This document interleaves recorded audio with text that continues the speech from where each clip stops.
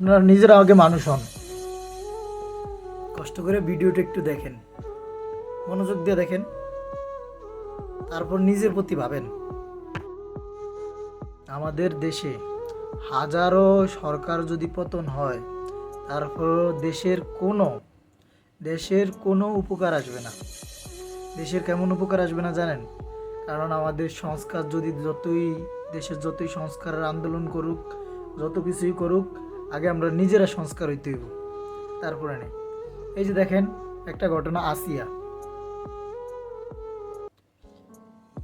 এই আসিয়ারে আমরা পাচ্ছি বাঁচাইতে পারি নাই। কে লেগা পারি না? এখানে সবাই আমার মতো, আমি দায়ী, আপনি দায়ী, সবাই দায়ী, এখানে সবাই দায়ী, আমরা সবাই দায়ী এই আসিয়ারে না বাঁচাইতে পারি। আপনারা দায়ী, সরকার দায়ী। একটা মেয়ে, এই মেয়েটা 8 বছরের শিশু, ওর ভিতরে কি যৌন উত্তেজনার মতো একটা আছে যে মানুষ অমানুষের মতো ওরে দর্শন করতে যাইব? ওর কি অশ্লীলতার কি আছে? এগুলা প্রকাশ্যে ফাঁসি দেয়া, মৃত্যুদণ্ড দেওক, নাইলে জনসম্মুখীনে তাদেরকে রাস্তার ভিতরে রাইখা রোলার দিয়ে ফিসিয়া লাগ। এরকম দেখেন করুক, দেখবেন দেশে আর কোনো অত্যাচার চলবে না, কোনো মায়ের বুক খালি হইব না। এত বড় জঘন্যতম অপরাধ দেশে আর হইব না। একটা দুইটা প্রমাণ দিয়ে দিলে হইব। আমি যদি কইরা থাকি তাইলে আমার দিব, আমার ভাই কইরা থাকলে আমার ভাই দিব। বিসর্জন দিতে হইব, নিজের জীবন বিসর্জন। যে যত বড় ভুল করবো, ওই ভুলের মাসুর দুনিয়াতে দিতে হইব। হ্যাঁ, আইনকে কড়া করুন সবার নিকট। আর আমার ভিডিওতে লাইক করা লাগবে না, ভিউজ বাড়া লাগবে না, একটু দয়া করে সবাই শেয়ার করে দিবেন।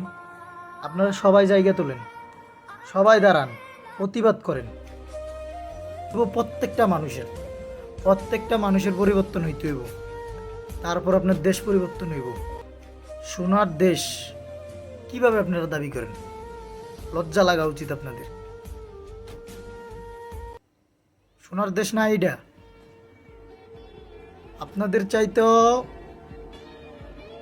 নীতি নৈতিকতার দিক দিয়া মায়ানমার অনেক ভালো আছে, নেপাল অনেক ভালো আছে, খুব এগিয়ে আছে। এটা বাংলাদেশ ছি।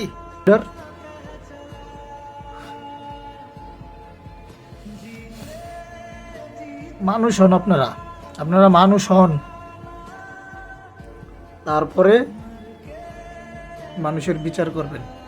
আপনারা আন্দোলন করেন, আইনকে কঠোর করে তৈরি করেন।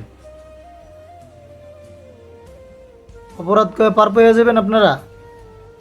হ্যাঁ, বাচ্চাটার কি দোষ ছিল? দুনিয়া না দেখতে দুনিয়া ছাড়তে হইব। সবাই প্রতিবাদ করেন, ঠিক আছে? আর যেন আসিয়ার মতো আর কোনো মায়ের বুক যেন না খালি হয়।